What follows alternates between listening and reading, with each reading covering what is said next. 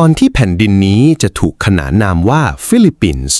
ดินแดนแห่งนี้คือกลุ่มเกาะน้อยใหญ่กว่า 7,000 เกาะที่กระจัดกระจายอยู่ท่ามกลางมหาสมุทรแปซิฟิกและทะเลจีนใต้มันคือดินแดนที่อุดมสมบูรณ์ไปด้วยภูเขาไฟป่าดิบชื้นและรอยแยกของแผ่นเปลือกโลกที่ทำให้เกิดความหลากหลายทางชีวภาพอย่างน่าอัศจรรย์ร่องรอยแรกเริ่มที่สุดของเผ่าพันธุ์มนุษย์บนหมู่เกาะแห่งนี้ถูกค้นพบในถ้ำลึกและเพิงผาหินย้อนกลับไปไกลกว่า 67,000 ปีนั่นคือมนุษย์ยุคก่อนประวัติศาสตร์ที่เรารู้จักกันในชื่อมนุษย์คลาวและในเวลาต่อมาก็มีการค้นพบรอยเท้าและฟอสซิลของมนุษย์ทาบอนซึ่งมีอายุราว 47,000 ปี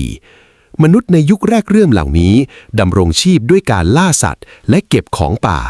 พวกเขาคือผู้บุกเบิกกลุ่มแรกที่ใช้ชีวิตกลมกลืนไปกับธรรมชาติอันดิบเถื่อนของหมู่เกาะแต่จุดเปลี่ยนผ่านครั้งสำคัญที่สร้างรากฐานของอารยธรรมฟิลิปปินส์อย่างแท้จริงเกิดขึ้นเมื่อราว 4,000 ปีก่อนคริสตกาลนั่นคือการอพยพครั้งยิ่งใหญ่ของกลุ่มชนที่พูดภาษาออสโตรนีเซียนพวกเขาเดินเรือมาจากเกาะไต้หวันล่องลงใต้ผ่านเกาะลุศรและกระจายตัวไปทั่วหมู่เกาะชนกลุ่มนี้ไม่ได้มาเพียงมือเปล่าแต่พวกเขาบรรทุกความรู้ในการทำเกษตรกรรมการปลูกข้าวการทำเครื่องตั้นดินเผาและที่สำคัญที่สุดคือเทคโนโลยีเรือแคนูแบบมีพอนทูน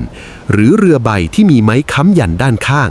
ซึ่งทำให้พวกเขาสามารถฝ่าคลื่นลมในมหาสมุทรได้อย่างกล้าหาญเมื่อเวลาผ่านไปหลายร้อยปีชุมชนของชาวออสโตรนีเซียนเริ่มตั้งรกรากและขยายตัวตามแนวชายฝั่งและที่ราบลุ่มแม่น้ำพวกเขาสร้างระบบสังคมที่เป็นเอกลักษณ์และเป็นรากฐานของชาวฟิลิปปินส์ที่เรียกว่าบารังไกคำว่าบารังไกนี้แท้จริงแล้วมาจากคำว่าบาลังไกซึ่งแปลว่าเรือไม้ที่พวกเขาใช้เดินทางข้ามน้ำข้ามทะเลมาชุมชนหนึ่งบารังไกเปรียบเสมือนครอบครัวใหญ่ที่ร่วมหัวจมท้ายมาในเรือลำเดียวกันในแต่ละบารังไกจะมีผู้นำสูงสุดที่เรียกว่าดาตูหรือหัวหน้าเผ่าผู้ทำหน้าที่ทั้งปกครองตัดสินคดีความและนำทัพยามเกิดศึกสงครามรองลงมาคือชนชั้นมหาลิกาซึ่งเป็นนักรบและชนชั้นสูงถัดมาคือติมาวาหรือสามัญชนคนธรรมดาที่มีอิสระในการทำกินและชั้นล่างสุดคืออาลีปินซึ่งมักจะเป็นทาสที่เกิดจากการเป็นหนี้สินหรือเฉลยศึกอย่างไรก็ตามระบบทาสในยุคนี้ไม่ได้โหดร้ายทารุณเหมือนในซีกโลกตะวันตกอาลีปินสามารถทำงานไถ่ถอนตนเองกลับมาเป็นสามัญชนได้ความเชื่อของชาวหมู่เกาะในยุคนี้ผูกพันกับธรรมชาติอย่างลึกซึ้งพวกเขานับถือลัทธิวิญญาณนิยมเชื่อในจิตวิญญาณของบรรพบุรุษและสิ่งศักดิ์สิทธิ์ที่เรียกว่าอานิโตไม่ว่าจะเป็นภูเขาต้นไม้ใหญ่หรือแม่น้ำล้วนมีอานิโตสถิตอยู่พวกเขามีนักบวชหญิงที่เรียกว่าบาไบลันทำหน้าที่เป็นสื่อกลางระหว่างโลกมนุษย์และโลกวิญญาณเป็นทั้งผู้รักษาโรคและผู้นำทางจิตวิญญาณของชุมชนเมื่อก้าวเข้าสู่คริสตศตวรรษที่ 9เป็นต้นมาหมู่เกาะแห่งนี้ไม่ได้โดดเดี่ยวอีกต่อไปทำเลที่ตั้งของพวกเขาอยู่ตรงกลางเส้นทางการค้าทางทะเลที่สำคัญพ่อค้าจากราชวงศ์ถังและซ่งของจีนเริ่มนำเครื่องลายครามผ้าไหมและเครื่องโลหะมาแลกเปลี่ยนกับของป่าไถ่มุกเขาสัตว์และรังนกในขณะเดียวกันอิทธิพลจากอาณาจักรศรีวิชัยและมัชพาหิตจากอินโดนีเซียก็นำพาเอาวัฒนธรรมแบบฮินดูพุทธเข้ามาผสมผสานหลักฐานที่ชัดเจนที่สุดคือจารึกแผ่นทองแดงลากูน่าในปีค.ศ. 900ซึ่งเขียนด้วยอักษรกาวีโบราณแสดงให้เห็นถึงระบบกฎหมายการชำระหนี้และการติดต่อสื่อสารที่ซับซ้อนของชาวหมู่เกาะ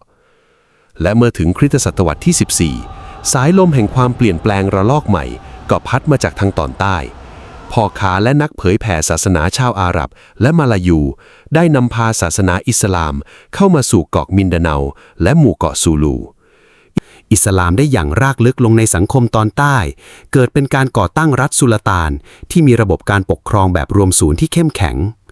รัฐสุลต่านซูลูและรัฐสุลต่านมินดาเนาเจริญรุ่งเรืองอย่างมากกลายเป็นศูนย์กลางการค้าที่มั่งคั่งและพร้อมที่จะต่อต้านผู้รุกรานจากภายนอก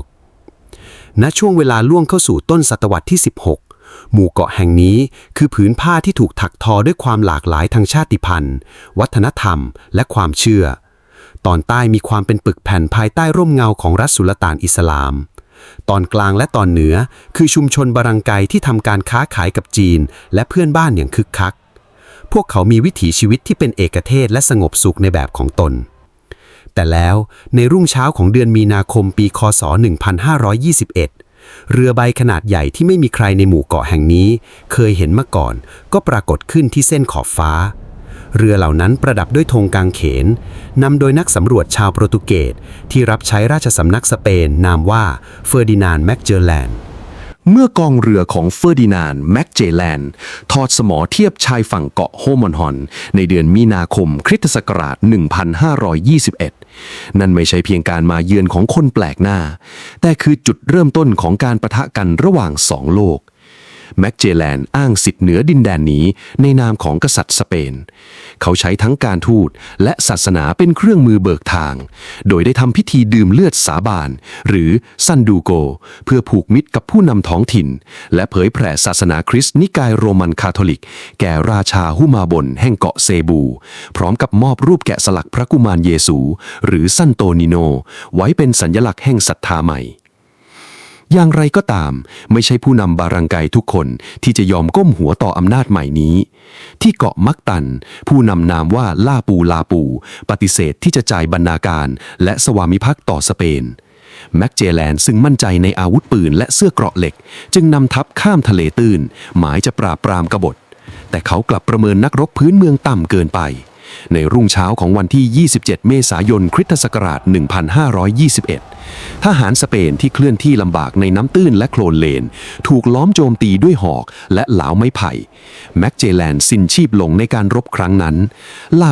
ปูจึงได้รับการยกย่องในเวลาต่อมาให้เป็นวีรบุรุษคนแรกของหมู่เกาะผู้ยืนหยัดปกป้องแผ่นดินเกิดแม้การสำรวจของแมกเจแลนจะจบลงด้วยความตายแต่สเปนไม่เคยล้มเลิกความตั้งใจ40 กว่าปีต่อมาในปีคริสตศักราช 1565 มิเกล โลเปส เดเลกาสปีได้นำกองเรือกลับมาอีกครั้งนี้สเปนมาเพื่อยึดครองอย่างแท้จริงเลกาสปีตั้งมั่นที่เซบูก่อนจะขยายอำนาจขึ้นเหนือเขาเล็งเห็นว่าที่ราบลุ่มปากแม่น้ำป่าสิกบนเกาะลูซอนมีชัยภูมิที่เหมาะสมยิ่งนักแม้ที่นั่นจะมีชุมชนของชาวมุสลิมที่นำโดยราชาสุไลมันตั้งอยู่ก่อนแล้วก็ตามท้ายที่สุดสเปนก็ใช้กำลังทหารเข้ายึดครองและสถาปนาเมืองแห่งนั้นขึ้นใหม่ในปีคริสตศักราช 1571 เมืองนั้นมีชื่อว่ามะนิลาซึ่งกลายมาเป็นเมืองหลวงและศูนย์กลางอำนาจของสเปนในเอเชียหมู่เกาะแห่งนี้ถูกตั้งชื่อใหม่ว่าฟิลิปปินส์หรือ Las Islas Filipinas เพื่อเป็นเกียรติแด่กษัตริย์ฟิลิปที่2แห่งสเปนการปกครองของสเปนตลอด300 ปีหลังจากนั้นดำเนินไปภายใต้นโยบายไม้กางเขนนำหน้าคมดาบตามหลังสเปนไม่ได้ปกครองฟิลิปปินส์ด้วยกองทหารขนาดใหญ่แต่ปกครองผ่านคณะนักบวชหรือ friarsบาทหลวงตามหมู่บ้านต่างๆกลายเป็นผู้มีอำนาจสูงสุดในท้องถิ่นทั้งจัดเก็บภาษีบันทึกสัมมโนประชากรและควบคุมระบบการศึกษาศาสนาคริสต์ถูกผสมผสานเข้ากับความเชื่อดั้งเดิมเกิดเป็นวิถีชีวิตแบบคาทอลิกที่ฝังรากลึกในสังคมฟิลิปปินส์จนถึงปัจจุบันในด้านเศรษฐกิจสเปนได้เปลี่ยนมะนิลาให้เป็นจุดเชื่อมต่อสำคัญของโลกผ่านการค้าเรือแกเลียนหรือมะนิลาอากาปูลโกแกเลียนเทรดสินค้าล้ำค่าจากจีนเช่นผ้าไหมและเครื่องลายครามจะถูกนำมาพักที่มะนิลาก่อนบรรทุกขึ้นเรือสำเภาขนาดใหญ่ข้ามมหาสมุทรแปซิฟิกไปยังเมืองอากาปูลโกในเม็กซิโกและขากลับก็จะนำเอาแร่เงินจากทวีปอเมริกากลับมาซื้อสินค้าในเอเชียการค้านี้สร้างความมั่งคั่งมหาศาลให้กับชนชั้นนำสเปนแต่มันกลับไม่ได้ยกระดับคุณภาพชีวิตของชาวพื้นเมืองที่ชาวสเปนเรียกว่าอินดิโอสหรืออินดิโอสชาวพื้นเมืองต้องเผชิญกับระบบเกณฑ์แรงงานที่เรียกว่าโปโลอีเซอร์วิซิโอชายชะกันถูกบังคับให้ทิ้งไร่นาไปสร้างโบสถ์ต่อเรือและตัดไม้โดยไม่ได้รับค่าตอบแทน ความกดขี่และการรีดไถภาษีอย่างหนักนำไปสู่การลุกฮือและการกบฏนับร้อยครั้งทั่วประเทศ เช่น การกบฏของฟรานซิสโก ดาโกฮอยบนเกาะโบฮอยที่ยืดเยื้อยาวนานถึง 85 ปี หรือการต่อสู้ของกาเบรียล่า ซิลัง สตรีผู้นำทัพจับอาวุธสู้กับสเปนหลังจากสามีของเธอถูกลอบสังหาร แต่การกบฏเหล่านี้มักจะล้มเหลวเพราะชาวเกาะยังไม่มีความรู้สึกเป็นชาติเดียวกันพวกเขายังคงแบ่งแยกเป็นเผ่าและภูมิภาคทำให้สเปนสามารถใช้ยุทธวิธีแบ่งแยกแล้วปกครองได้อย่างง่ายดายจนกระทั่งก้าวเข้าสู่ช่วงปลายศตวรรษที่ 19 โลกก็เริ่มเปลี่ยนไปการเปิดคลองสุเอซในปีค.ศ. 1869 ทำให้การเดินทางระหว่างยุโรปและเอเชียสั้นลงอย่างมากไม่เพียงแต่สินค้าที่หลั่งไหลเข้ามาแต่ยังรวมถึงแนวคิดเรื่องเสรีภาพความเสมอภาคและพราดรภาพจากยุคแสงสว่างทางปัญญาในยุโรปด้วยเศรษฐกิจที่ขยายตัวทำให้เกิดชนชั้นกลางกลุ่มใหม่ที่เป็นลูกครึ่งหรือเมสติโซและชาวพื้นเมืองที่มีฐานะพวกเขาเริ่มส่งบุตรหลานไปศึกษาต่อในยุโรปปัญญาชนหนุ่มสาวเหล่านี้ถูกเรียกว่ากลุ่มอิลลุสตราโดสหรือผู้รู้แจ้งพวกเขาได้เห็นโลกกว้างและตระหนักถึงความล้าหลังและความอายุติธรรมที่บ้านเกิดตนเองต้องเผชิญแต่ฟางเส้นสุดท้ายที่จุดประกายชาตินิยมฟิลิปปินส์ให้ลุกโชนเกิดขึ้นในปีค.ศ. 1872 เมื่อเกิดการกบฏเล็กๆของทหารช่างในคลังแสงที่เมืองคาวิเตทางการสเปนฉวยโอกาสนี้กวาดล้างผู้ที่ต่อต้านรัฐบาลโดยการใส่ร้ายและสั่งประหารชีวิตด้วยการรัดคออย่างทารุณต่อบาทหลวงชาวพื้นเมือง3 รูปได้แก่โกเมสบูโกสและซามูราการตายอย่างอายุติธรรมของนักบวชทั้ง3ทำให้ชาวฟิลิปปินส์ทั่วทั้งหมู่เกาะไม่ว่าจะอยู่ภูมิภาคใดต่างรู้สึกเจ็บปวดร่วมกันนี่คือครั้งแรกที่พวกเขารู้สึกว่าตนเองมีศัตรูร่วมกันและความเป็นชาติฟิลิปปินส์ได้ถือกำเนิดขึ้นในจิตใจของประชาชนหนึ่งในผู้ที่ได้รับแรงกระเทือนใจอย่างหนักจากเหตุการณ์นั้นคือชายหนุ่มนักเรียนแพทย์และนักเขียนผู้ปราดเปรื่องนามว่าโฮเซไรซาวเขาเลือกที่จะใช้ปลายปากกาแทนคมดาบในการต่อสู้ไรซาวได้เขียนนิยายเรื่องโนลีเมตังเจเรและเอลฟิลิบุสเตริสโมซึ่งตีแผ่ความเน่าเฟะกดขี่และทุจริตของคณะนักบวชและเจ้าหน้าที่สเปนอย่างจะแจ้งหนังสือของเขาถูกสั่งห้ามในฟิลิปปินส์แต่มันกลับถูกลักลอบเข้ามาและปลุกระดมให้ผู้คนตื่นรู้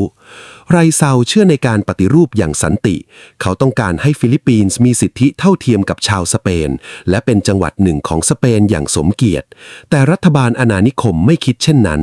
พวกเขามองว่าไรซาวคือตัวอันตรายที่สุดเมื่อไรซาวกลับมายังฟิลิปปินส์เขาจึงถูกจับกุมและเนรเทศทันที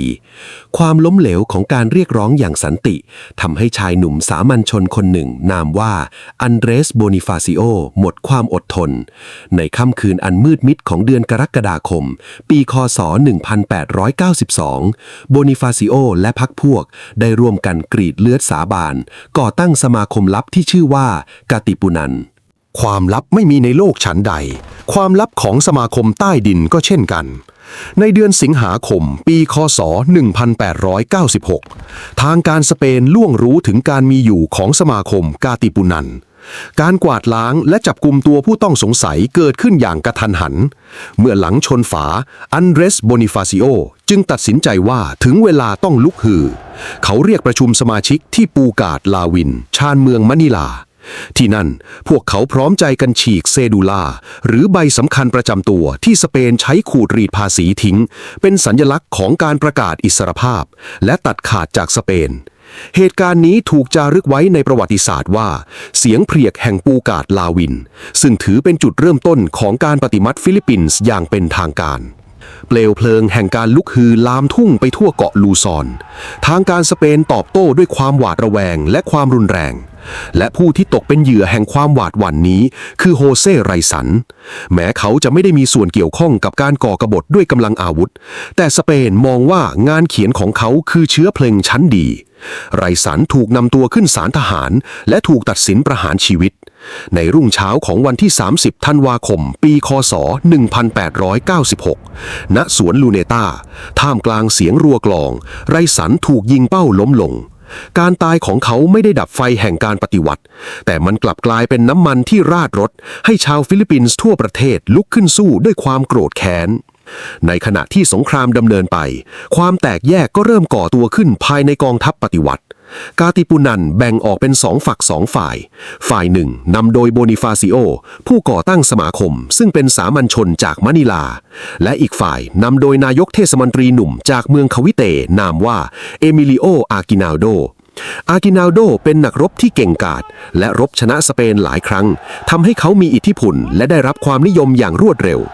ในการประชุมที่เทเฮรอสเพื่อจัดตั้งรัฐบาลปฏิวัติ อากินาโดได้รับการเลือกตั้งเป็นประธานาธิบดี ในขณะที่โบนิฟาซิโอถูกลดบทบาทและถูกดูแคลนเรื่องวุฒิการศึกษา ความขัดแย้งบานปลายจนนำไปสู่โศกนาฏกรรม เมื่ออากินาโดสั่งจับกลุ่มและประหารชีวิตโบนิฟาซิโอ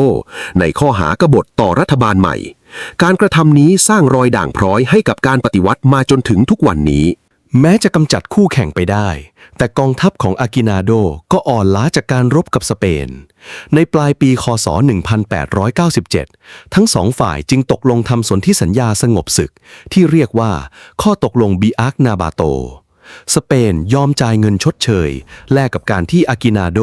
และผู้นำการปฏิวัติต้องลี้ภัยไปอยู่ที่ฮ่องกง ดูเหมือนเรื่องราวจะจบลงด้วยความประนีประนอม แต่วงล้อประวัติศาสตร์โลกกำลังหมุนเปลี่ยนทิศ ในปีคศ 1898 สหรัฐอเมริกาได้ประกาศสงครามกับสเปนหรือ Spanish American War ด้วยข้อพิพาทในคิวบา อเมริกาเล็งเห็นว่าฟิลิปปินส์คือจุดยุทธศาสตร์สำคัญในการขยายอำนาจสู่เอเชีย กองเรืออเมริกันนำโดยพลเรือจัตวาจอร์จดีวีได้บุกเข้าทำลายกองเรือสเปนที่อ่าวมะนิลาจนราบคาบ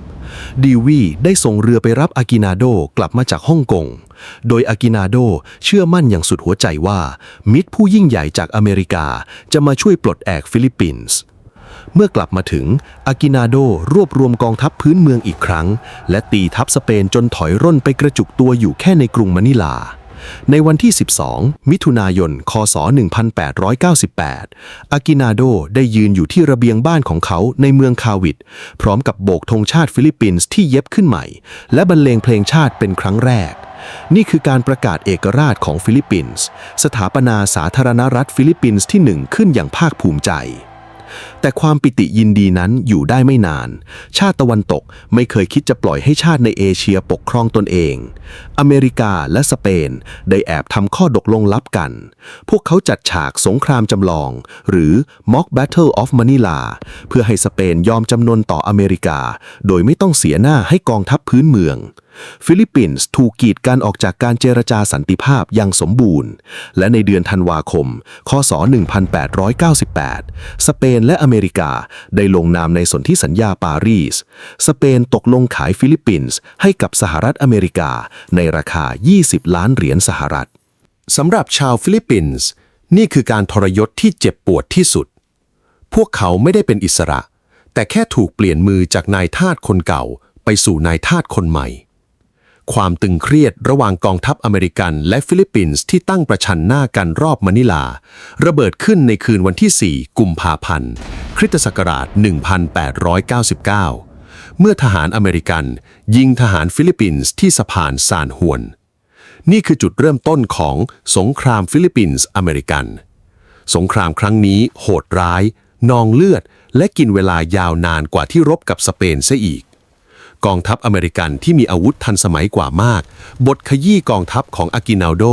จนต้องถอยร่นเข้าสู่ป่าลึกและเปลี่ยนยุทธวิธีไปเป็นการรบแบบกองโจร วีรกรรมและโศกนาฏกรรมเกิดขึ้นมากมายในสงครามครั้งนี้ เช่นความเด็ดเดี่ยวของนายพลอันโตนิโอ ลูน่าผู้มีพรสวรรค์ทางทหารแต่กลับถูกลอบสังหารโดยพวกเดียวกันเองหรือวีรกรรมของนายพลหนุ่มเกรโกริโอ เดลปิลาที่สละชีพต้านทานทัพอเมริกาที่ช่องเขาทีราสแพสเพื่อซื้อเวลาให้อากินาโดหนีรอดไปได้ ทว่าอเมริกาตอบโต้การรบแบบกองโจรด้วยยุทธวิธีที่โหดเหี้ยมทั้งการเผาทำลายหมู่บ้านค่ายกักกันและการทรมานผู้ต้องสงสัยด้วยวิธี water kill หรือการกรอกน้ำเข้าปากจนสำลักในที่สุดเดือนมีนาคมคริสตศักราช 1901 อากินัลโดก็ถูกทหารอเมริกันวางแผนจับกลุ่มตัวได้เขาถูกบีบให้ออกแถลงการยอมจำนนและสาบานตนจงรักภักดีต่อสหรัฐอเมริกาแม้การต่อต้านของชาวพื้นเมืองบางกลุ่มโดยเฉพาะชาวมุสลิมในภาคใต้หรือกบฏโมโรจะยังคงดำเนินต่อไปอีกหลายปีแต่ในทางนิตินัยแล้วสาธารณรัฐฟิลิปปินส์แห่งแรกได้ล่มสลายลงแม้สหรัฐอเมริกาจะเริ่มต้นการปกครองฟิลิปปินส์ด้วยปลายกระบอกปืนแต่เมื่อควันปืนจางลงอเมริกากลับใช้นโยบายที่แตกต่างจากสเปนอย่างสิ้นเชิงพวกเขาเรียกสิ่งนี้ว่าการกลืนกลายอย่างมีเมตตา benevolent assimilation อเมริกาไม่ได้ต้องการเพียงทรัพยากรแต่ต้องการสร้างฟิลิปปินส์ให้เป็นโชว์รูมแห่งประชาธิปไตยของชาติตะวันตกในเอเชียเครื่องมือที่ทรงพลังที่สุดของอเมริกาไม่ใช่กองทหารแต่คือครูในปีคศ 1091 เรือขนส่ง USS Thomas ได้นำครูชาวอเมริกันกว่า 500 คนที่ถูกเรียกว่ากลุ่ม Thomasites เดินทางมายังหมู่เกาะพวกเขากระจายตัวไปตามชนบทเพื่อสร้างโรงเรียนของรัฐนำระบบสาธารณสุขใหม่เข้ามาและที่สำคัญที่สุดคือการบังคับใช้ภาษาอังกฤษเป็นภาษากลางในการสื่อสารและภาษาหลักในการศึกษาภายในเวลาไม่กี่ทศวรรษชาวฟิลิปปินส์กลายเป็นประชากรที่พูดภาษาอังกฤษได้มากที่สุดแห่งหนึ่งในเอเชียวัฒนธรรมอเมริกันทั้งแฟชั่นดนตรีแจ๊สและกีฬาอย่างบาสเกตบอลได้ซึมลึกเข้าสู่วิถีชีวิตของชาวฟิลิปปินส์อย่างรวดเร็วในด้านการเมืองอเมริกาค่อยๆมอบสิทธิ์ในการปกครองตนเองให้กับชาวพื้นเมืองเริ่มจากการตั้งสมัชชาฟิลิปปินส์ในปีคศ 1907และออกกฎหมาย Tidings-McDuffie Act ในปีคศ 1934 ซึ่งเป็นคำมั่นสัญญาอย่างเป็นทางการว่าอเมริกาจะมอบเอกราชที่สมบูรณ์ให้แก่ฟิลิปปินส์ในอีก 10 ปีข้างหน้ากฎหมายนี้นำไปสู่การก่อตั้งรัฐบาลเครือรัฐฟิลิปปินส์ในปีคศ 1935 โดยมีมานูเอล เอลเกซอนเป็นประธานาธิบดีฟิลิปปินส์มีรัฐธรรมนูญของตนเองมีกองทัพของตนเองและดูเหมือนว่าเส้นทางสู่เอกราชอันสันติกำลังโรยด้วยกลีบกุหลาบในเช้าตรู่ของวันที่ 8 ธันวาคม คศ 1941 ตามเวลาเอเชียเพียงไม่กี่ชั่วโมงหลังจากที่กองทัพจักรวรรดิญี่ปุ่นโจมตีอ่าวเพิร์ลฮาร์เบอร์ฝูงบินรบของญี่ปุ่นก็พุ่งเป้าโจมตีฐานทัพอเมริกันในฟิลิปปินส์จนย่อยยับกองทัพญี่ปุ่นบุกขึ้นฝั่งอย่างสายฟ้าแลบกองกำลังผสมสหรัฐฟิลิปปินส์ภายใต้การนำของนายพลดักลัสแมคอาเธอร์ไม่สามารถต้านทานแสนยานุภาพที่เหนือกว่าได้แมคอาเธอร์ถูกประธานาธิบดีสหรัฐสั่งให้ลี้ภัยไปยังออสเตรเลียก่อนจากไปเขาได้ทิ้งประโยคประวัติศาสตร์ไว้ว่า I shall return ผมจะกลับมาทหารอเมริกันและฟิลิปปินส์ที่เหลือถูกทิ้งให้สู้รบอย่างโดดเดี่ยวบนคาบสมุทรบาตาอันและเกาะคอเรคิดอร์พวกเขาอดอยากขาดแคลนยาและถูกโจมตีอย่างหนักหน่วงจนในที่สุดต้องยอมจำนนในเดือนเมษายน คศ 1942ทหารเฉลยศึกกว่า 70,000 นายถูกบังคับให้เดินเท้าฝ่าเปลวแดดร้อนระอุเป็นระยะทางกว่า 100 กิโลเมตรไปยังค่ายกักกันโดยไม่มีน้ำและอาหารผู้ที่ล้มลงหรือเดินไม่ไหวจะถูกทหารญี่ปุ่นแทงด้วยดาบปลายปืนหรือยิงทิ้งโศกนาฏกรรมครั้งนี้ถูกจารึกในชื่อการเดินเรือนตายแห่งบาตาอันซึ่งมีผู้เสียชีวิตนับหมื่นคนช่วงเวลา 3 ปีภายใต้การยึดครองของญี่ปุ่นคือยุคมืดอย่างแท้จริงญี่ปุ่นตั้งรัฐบาลหุ่นเชิดขึ้นปกครองบังคับใช้เงินตราที่ไม่มีค่าเงินกงเต็กกวาดต้อนเสบียงอาหารจนประชาชนอดอยากและกระทำทารุณกรรมอย่างโหดร้ายต่อผู้ต้องสงสัยแต่ชาวฟิลิปปินส์ไม่ได้ยอมจำนนขบวนการใต้ดินและกองโจรถูกจัดตั้งขึ้นทั่วประเทศที่โดดเด่นที่สุดคือกลุ่มฮุกบาลาฮับหรือขบวนการต่อต้านญี่ปุ่นของชาวนาที่ฝักใฝ่คอมมิวนิสต์ซึ่งทำการรบแบบกองโจรสร้างความเสียหายให้ทัพญี่ปุ่นอย่างหนักในที่สุดคำสัญญาของแมคอาเธอร์ก็เป็นจริงในเดือนตุลาคม คศ 1944 กองเรือสัมพันธมิตรที่ยิ่งใหญ่ที่สุดในประวัติศาสตร์ยกพลขึ้นบกที่อ่าวเลเต้ กองทัพอเมริกาพร้อมด้วยทัพหน้าฟิลิปปินส์รุกคืบเข้าชิงแผ่นดินคืนการสู้รบเพื่อยึดกรุงมะนิลาในปีคศ 1945 ถือเป็นหนึ่งในสมรภูมิเมืองที่โหดร้ายที่สุดในสงครามโลกครั้งที่สองทหารญี่ปุ่นที่รู้ตัวว่าพ่ายแพ้ได้ทำการสังหารหมู่พลเรือนอย่างบ้าคลั่งมะนิลาที่เคยได้รับสมญานามว่าไข่มุกแห่งตะวันออกถูกปืนใหญ่และระเบิดทำลายล้างจนพังพินาศผู้บริสุทธิ์นับแสนคนสังเวยชีวิตใต้ซากปรักหักพังเมื่อสงครามสิ้นสุดลงญี่ปุ่นประกาศยอมแพ้ฟิลิปปินส์บอบช้ำอย่างหนักบ้านเมืองเหลือเพียงเศษซากแต่ท่ามกลางเท่าฐานแห่งสงครามสหรัฐอเมริกาก็ได้รักษาสัญญาที่เคยให้ไว้ในวันที่ 4 กรกฎาคม คศ 1946 ณ สวนลูเนตะกรุงมะนิลาธงดาวและริ้วของสหรัฐอเมริกาถูกเชิญลงและธงดวงอาทิตย์8แฉกของฟิลิปปินส์ถูกเชิญขึ้นสู่ยอดเสาเป็นการประกาศเอกราชอย่างเป็นทางการสถาปนาสาธารณรัฐฟิลิปปินส์ที่ 3 โดยมีมานูเอล โรฮาสเป็นประธานาธิบดีคนแรกในที่สุดหลังจากต้องอยู่ภายใต้เงาของมหาอำนาจต่างประเทศไม่ว่าจะเป็นสเปนอเมริกาหรือญี่ปุ่นมานานกว่า4ศตวรรษหมู่เกาะแห่งนี้ก็ได้ก้าวเดินด้วยขาของตัวเองเสียทีการเริ่มต้นของสาธารณรัฐฟิลิปปินส์ที่ 3 ในปีคริสตศักราช 1946 ไม่ได้โรยด้วยกลีบกุหลาบประเทศอยู่ในสภาพล้มละลายและยับเยินจากไฟสงครามโลกแม้จะได้เอกราชทางการเมืองแต่อเมริกาผู้มอบเอกราชก็ยังคงทิ้งเงื่อนไขเอาไว้ฟิลิปปินส์ต้องยอมรับข้อตกลงที่ให้สิทธิพิเศษแก่ชาวอเมริกันในการครอบครองทรัพยากรธรรมชาติและธุรกิจอย่างเท่าเทียมกับชาวฟิลิปปินส์รวมถึงการตั้งฐานทัพทหารขนาดใหญ่เช่นฐานทัพเรือซูบิกและฐานทัพอากาศคลาร์กซึ่งทำให้เศรษฐกิจและการทหารของฟิลิปปินส์ยังคงผูกติดกับอเมริกาอย่างแยกไม่ออกในขณะเดียวกันปัญหาความเหลื่อมล้ำเรื้อรังก็ปะทุขึ้นขบวนการฮุกบาลาฮับที่เคยรบกับญี่ปุ่นได้เปลี่ยนเป้าหมายมาจับอาวุธต่อสู้กับรัฐบาลฟิลิปปินส์เองเนื่องจากชาวนายังคงถูกเอารัดเอาเปรียบจากเจ้าที่ดินความขัดแย้งนี้ลุกลามจนกลายเป็นสงครามกลางเมืองย่อยๆจนกระทั่งการก้าวขึ้นสู่อำนาจของประธานาธิบดีรามอน แม็กไซไซในช่วงทศวรรษ 1950แม็กไซไซคือผู้นำที่เข้าถึงประชาชนเขาลงพื้นที่รับฟังปัญหาแจกจ่ายที่ดินและสร้างความเชื่อมั่นจนสามารถปราบปรามกบฏฮุกได้สำเร็จทว่าอนาคตอันสดใสต้องดับวูบลงเมื่อแม็กไซไซเสียชีวิตจากอุบัติเหตุเครื่องบินตกในปีคริสตศักราช 1957 ทิ้งให้ประเทศต้องเผชิญกับความวุ่นวายทางการเมืองต่อไปจนกระทั่งในปีคริสตศักราช 1965 หน้าประวัติศาสตร์ที่ทรงอิทธิพลที่สุดและอื้อฉาวที่สุดหน้าหนึ่งก็ได้เปิดฉากขึ้นเมื่อนักการเมืองหนุ่มคารมดีอดีตทหารผ่านศึกนามว่าเฟอร์ดินานด์ มาโกสชนะการเลือกตั้งก้าวขึ้นเป็นประธานาธิบดีมาโกสมาพร้อมกับสโลแกนที่ปลุกเร้าว่าชาตินี้จะกลับมายิ่งใหญ่อีกครั้งในช่วงวาระแรกมาโกสสร้างผลงานที่ประจักษ์แก่สายตาเขากู้เงินมหาศาลจากต่างประเทศมาทุ่มสร้างโครงสร้างพื้นฐานถนนสะพานโรงพยาบาลและโรงเรียนเศรษฐกิจฟิลิปปินส์ดูเหมือนจะพุ่งทะยานเคียงคู่กับภาพลักษณ์อันหรูหราของสุภาพสตรีหมายเลขหนึ่งอิเมลดา มาโกสผู้มีบทบาทสำคัญในการสร้างโครงการศิลปะวัฒนธรรมและตึกระฟ้าต่างๆในมะนิลาแต่เมื่อเวลาผ่านไปความจริงที่ซ่อนอยู่ใต้พรมเริ่มเผยตัวหนี้สินของประเทศพอกพูนการคอร์รัปชันระบาดหนักในกลุ่มคนสนิทของมาโกสหรือ crony capitalism และเมื่อวาระการดำรงตำแหน่งประธานาธิบดีสมัยที่2ของเขา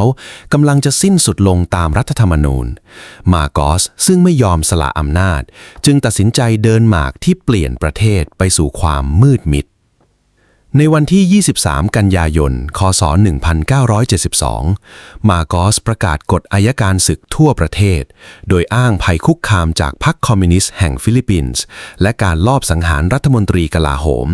ซึ่งต่อมาถูกเปิดเผยว่าเป็นการจัดฉากรัฐธรรมนูญถูกระงับใช้รัฐสภาถูกปิดสื่อสารมวลชนทั้งหมดถูกควบคุมศัตรูทางการเมืองนักศึกษานักข่าวและนักสิทธิมนุษยชนนับหมื่นคนถูกจับกุมคุมขังทรมานหรือสูญหาย หนึ่งในผู้ที่ถูกจับกุมทันทีคือวุฒิสมาชิกเบนิโญ นินนอย อากิโน จูเนียร์คู่แข่งทางการเมืองที่โดดเด่นที่สุดของเขาฟิลิปปินส์ตกอยู่ใต้ระบอบเผด็จการเบ็ดเสร็จยาวนานนับทศวรรษเศรษฐกิจที่เคยเติบโตกลับพังทลายกลายเป็นประเทศที่ยากจนที่สุดแห่งหนึ่งในเอเชียประชาชนอยู่อย่างหวาดกลัวและสิ้นหวังจนกระทั่งปีคศ 1983 นินนอย อากิโนซึ่งถูกเนรเทศให้ไปรักษาตัวที่สหรัฐอเมริกาตัดสินใจบินกลับประเทศเพื่อหวังจะเจรจาสันติภาพแต่ทันทีที่ก้าวเท้าลงจากเครื่องบินที่สนามบินนานาชาติมะนิลานินนอยถูกลอบยิงเสียชีวิตอย่างอุกอาจบนลานจอดเครื่องบินหยดเลือดของนีนอยคือฟางเส้นสุดท้ายที่ทำให้คนฟิลิปปินส์ตื่นจากความกลัวชนชั้นกลางภาคธุรกิจและที่สำคัญที่สุดคือคริสตจักรคาทอลิกนำโดยพระคาร์ดินัลไจมี่ซินเริ่มออกมารวมตัวประท้วงความโกรธแค้นของประชาชนพุ่งสูงจนมาโกสต้องจำยอมประกาศการเลือกตั้งล่วงหน้าหรือ snap election ในเดือนกุมภาพันธ์ คศ 1986 โดยฝ่ายค้านได้ส่งคอราซอน คอรี อากิโน ภรรยาม่ายของนีนอยขึ้นเป็นตัวแทนท้าชิงอำนาจการเลือกตั้งเต็มไปด้วยการโกงอย่างมโหฬารมาโกสประกาศชัยชนะหน้าตาเฉยแต่คอรีก็ประกาศชัยชนะเช่นกันความขัดแย้งตึงเครียดถึงขีดสุดเมื่อรัฐมนตรีกลาโหมฮวนปอนเซเอนริเล่และรองเสนาธิการทหารบกฟิเดลรามอสประกาศแปรพรรคและหลบภัยอยู่ที่ค่ายทหารริมถนนเอพิฟานิโอเดลอสซานโตสหรือ EDSA เอพิฟานิโอเดลอสซานโตสแอเวนิวเมื่อมาโกสส่งรถถังและกำลังติดอาวุธหนักไปปราบปรามกบฏพระคาร์ดินัลซินได้กระจายเสียงผ่านวิทยุคาทอลิกเรียกร้องให้ประชาชนออกไปปกป้องทหารที่แปรพรรคสิ่งที่เกิดขึ้นต่อมาคือปาฏิหาริย์แห่งศตวรรษที่ 20ประชาชนนับล้านคนหลั่งไหลมาเดินเต็มถนน EDSA ไม่ใช่ด้วยอาวุธปืนแต่ด้วยการคล้องแขนสวดสายประคำและยื่นดอกไม้ให้กับปากกระบอกปืนของรถถังทหารพลังแห่งสันติวิธีนี้ทำให้ทหารของมาโกสปฏิเสธที่จะลั่นไกใส่ประชาชนของตนเองการปฏิวัติที่ไร้การนองเลือดนี้ถูกขนานนามว่าการปฏิวัติพลังประชาชนหรือการปฏิวัติ EDSA ท้ายที่สุดเมื่อไร้การสนับสนุนจากกองทัพและรัฐบาลอเมริกาเฟอร์ดินานด์และอิเมลดามาโกสจึงต้องขึ้นเฮลิคอปเตอร์หนีออกจากทำเนียบมาลากันยังและลี้ภัยไปยังฮาวายในคืนวันที่ 25 กุมภาพันธ์ คศ 1986 คอราซอน อากิโนก้าวขึ้นเป็นประธานาธิบดีหญิงคนแรกของฟิลิปปินส์และเอเชียสิ่งแรกที่รัฐบาลใหม่ทำคือการร่างรัฐธรรมนูญฉบับใหม่เพื่อล้างผลพวงของระบอบเผด็จการรัฐธรรมนูญแห่งสาธารณรัฐฟิลิปปินส์ คศ 1987 ได้รับการลงประชามติและประกาศใช้โดยจำกัดวาระของประธานาธิบดีให้ดำรงตำแหน่งได้เพียง 6 ปีแบบห้ามลงสมัครซ้ำและวางกลไกป้องกันการประกาศกฎอัยการสิทธิ์อย่างรัดกุมนี่คือจุดสิ้นสุดของยุคเผด็จการและเป็นการเริ่มต้นใหม่ของกระบวนการประชาธิปไตยในฟิลิปปินส์แม้หนทางข้างหน้าจะยังเต็มไปด้วยความท้าทายจากปัญหาเศรษฐกิจและการเมืองแต่เรื่องราวตั้งแต่ยุคก่อนประวัติศาสตร์จนถึงการลุกฮือที่ถนน EDSA ได้พิสูจน์ให้เห็นถึงจิตวิญญาณของชาวหมู่เกาะแห่งนี้จิตวิญญาณที่ไม่เคยยอมจำนนต่อการกดขี่ไม่ว่าจะเป็นมีดดาบของนักล่าอาณานิคมปืนใหญ่ของผู้รุกรานหรืออำนาจเบ็ดเสร็จของผู้นำชาติตนเองก็ตาม